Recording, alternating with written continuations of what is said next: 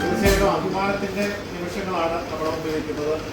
അപ്പോൾ നസീമയെ ആദരിക്കുക എന്നുള്ളത് നമ്മുടെ ഈ ചെറിയ ഓഫീസിലുള്ള നമ്മുടെ എല്ലാവരുടെയും ആദരം ഇന്ന് നസീമയ്ക്ക് നൽകുകയാണ്. തീർച്ചയായിട്ടും നസീമയുടെ ചിന്താഗതികൾ കഥകളായി മാറുന്നു. ആ കഥകൾ അവാർഡുകളിലേക്ക് എത്തിച്ചേരുന്നു എന്നുള്ള സഹവർത്തിത്വമൊക്കെയാണ് ഇത്തരത്തിലുള്ള കൂടിച്ചേരലുകളിലൂടെ വിളിച്ചുവന്നത്.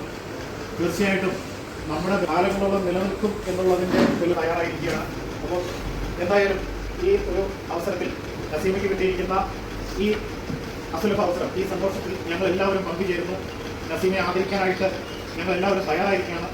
ഒത്തിരി സ്നേഹത്തോടുകൂടി ഏറെ ബഹുമാനത്തോടുകൂടി നസീമയെ സ്വാഗതം ചെയ്യുന്നു.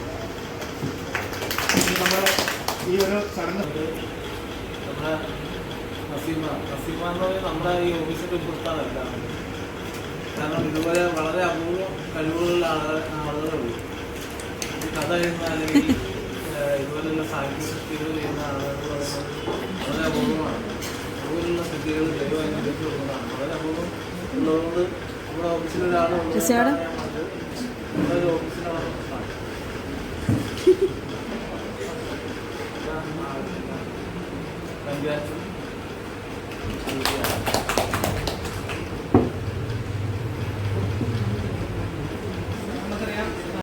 എല്ലാ കാര്യത്തിലും വളരെ ആക്റ്റീവായിട്ട് നമ്മളെക്കാൾ മുന്നേ നമ്മുടെ അടുത്ത് ഏറ്റവും ന്യൂ ജനറേഷൻ ആയിട്ടുള്ള ഒരാളാണെന്ന് വേണമെങ്കിൽ പറയാം. ഇത് തന്നെയാണെങ്കിലും ഇത്രയും നല്ലൊരു എന്താ പറയുന്നത് ദൈവം അനുഗ്രഹിച്ച ഒരു കഴിവ് അത് പരമാവധി ഈ ഇത്രയും സമയമില്ല നമ്മുടെ ബിസി ഷെഡ്യൂൾ എന്ന് പറഞ്ഞാൽ ഞങ്ങളുടെ എല്ലാവരെയും അഭിനന്ദനങ്ങൾ അറിയിക്കും.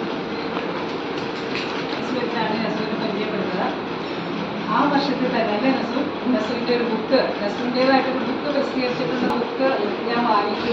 അതോടുകൂടിയാണ് നസൂറിലെ കലാകാരിയെ നമ്മൾ ആ എഴുത്തുകാരിയെ പൂർണ്ണമായിട്ടും മനസ്സിലാക്കുന്നത്. അതുപോലെ ഇങ്ങനെ കേട്ടറിഞ്ഞിങ്ങനെ ഈ പറഞ്ഞ പ്രോഗ്രാം അങ്ങനെയൊക്കെ രീതിയിൽ വരുമ്പോൾ അങ്ങനെയാണ് നമ്മളൊരറിവ്. ഭയങ്കര ബ്ലോഗ് എഴുത്തുകാരിയെ വരുന്നതൊക്കെയാണ് നമ്മളറിവ്. പക്ഷെ ആ ജില്ലാ ഓഫീസിലിരിക്കുന്ന സമയത്താണ് നസൂറിൻ്റെ ആദ്യത്തെ